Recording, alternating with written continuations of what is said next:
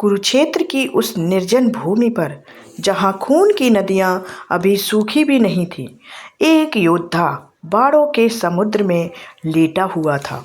उसका शरीर सैकड़ों तीरों से छलनी हो चुका था, फिर भी उसकी आंखें खुली हुई थीं, सांसें चल रही थीं और वह मृत्यु का इंतजार कर रहा था।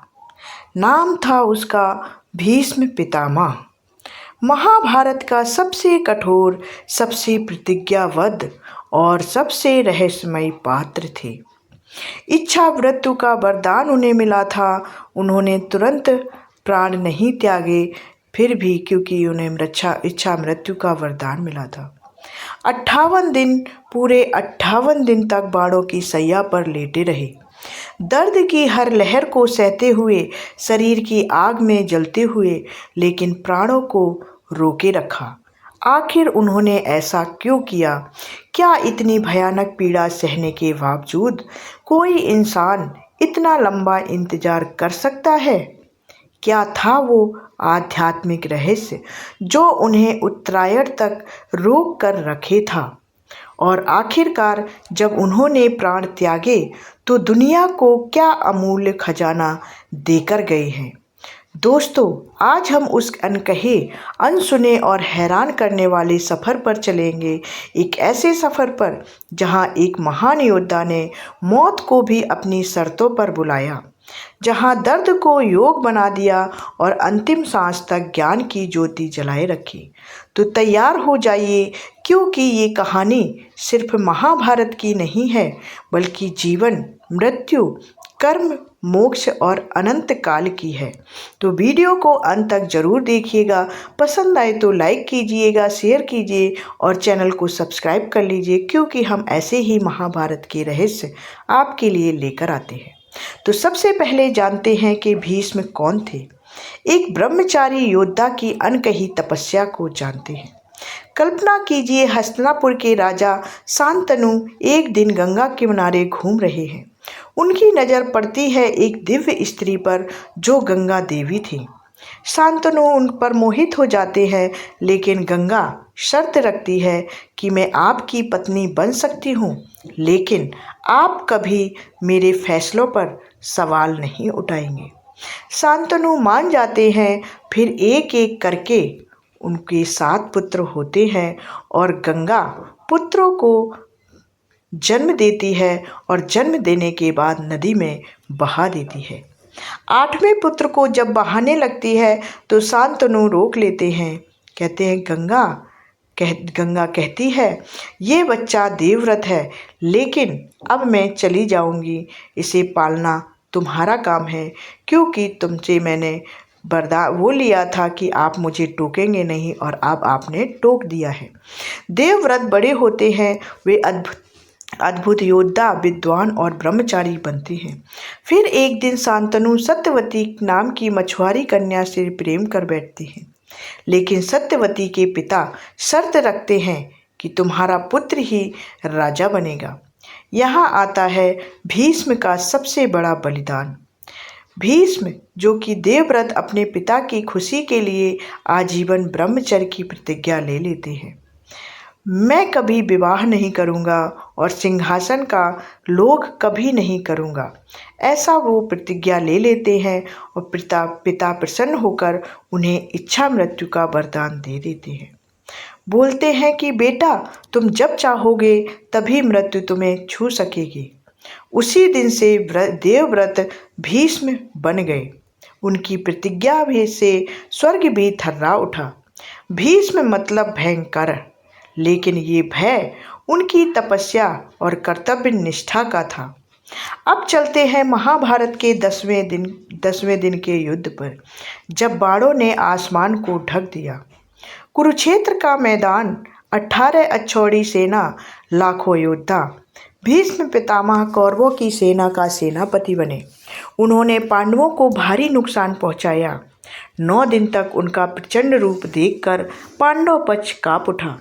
10वें दिन श्री कृष्ण ने अर्जुन को समझाया, भीष्म को मारने का एक ही रास्ता है कि शिखंडी को आगे करो। शिखंडी पहले जन्म में अम्बा थी जिसे भीष्म ने स्वयंवर में अपमानित किया था। भीष्म ने वचन दिया था कि वे स्त्री या स्त्री रूप वाले पर अस्त्र नहीं चलाएंगे। अर्जुन ने शिखंडी के पीछे छिपकर भीष्म पर बाणों की वर्षा कर दी। हजारों बाण, इतने कि भीष्म का पूरा शरीर ढक गया। वे गिरे लेकिन जमीन पर नहीं, बाणों ने ही उनके शरीर को सहारा दिया। एक अद्भुत बाण सैया बन गए थे। भीम ने मुस्कुराते हुए कहा, अर्जुन, तूने अच्छा किया। अब मैं विश्राम करूंगा।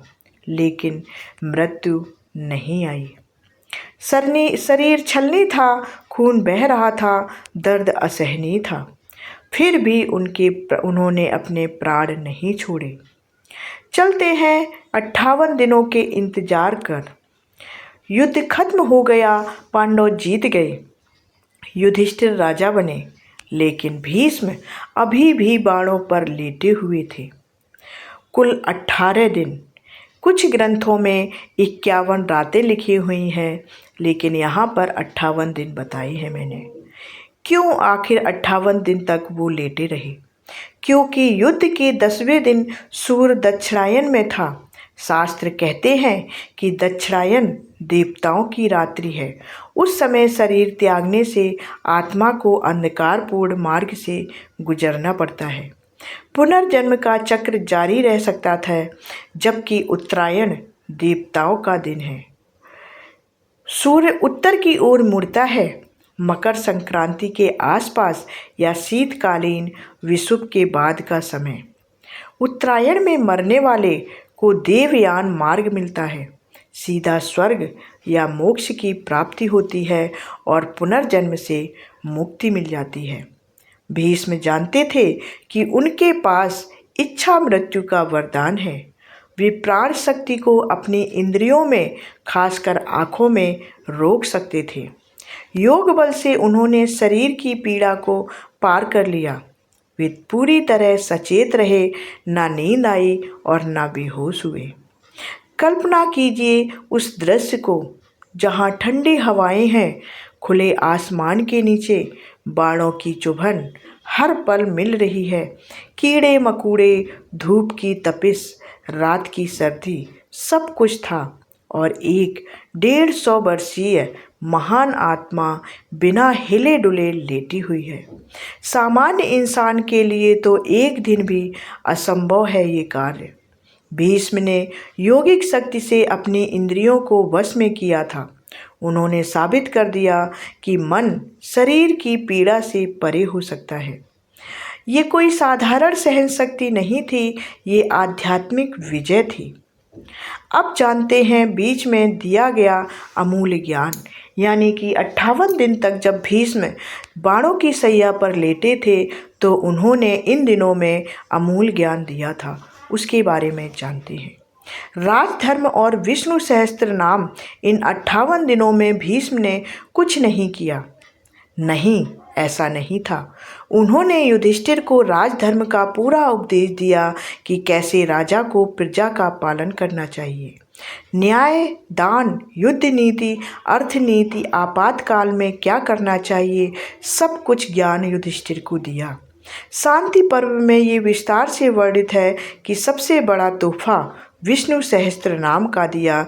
जब युधिष्ठिर ने पूछा सबसे बड़ा धर्म क्या है, भीष्म ने भगवान विष्णु के 1000 नामों का स्रोत सुनाया। ये आज भी लाखों करोड़ों लोग जपते हैं ये नाम भगवान विष्णु के।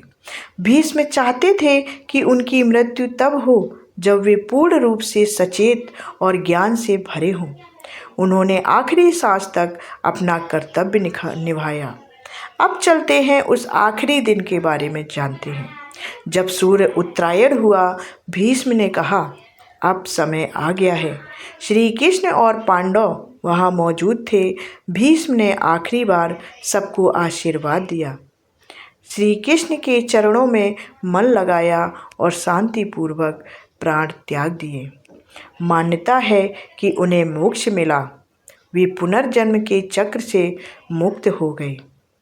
हैरान करने वाला रहस्य था कि भीष्म ने दक्षिणायन में घायल होने के बावजूद उत्तरायण का इंतजार किया क्योंकि वे आत्मा की उत्तम गति चाहते थे। ये दिखाता है कि मृत्यु भी एक कला है। सही समय पर सही भाव से मृत्यु हो तो उसे स्वर्ग मिलता है।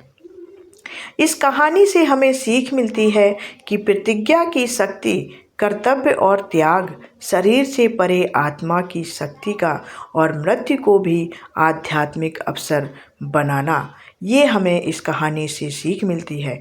तो आपको हमारी कहानी कैसी लगी कमेंट करके हमें ज़रूर बताएं और कमेंट में जय श्री कृष्णा ज़रूर लिखें। तो मिलते हैं अगले रहस्य के साथ, तब तक के लिए जय श्री कृष्णा। धन्यवाद।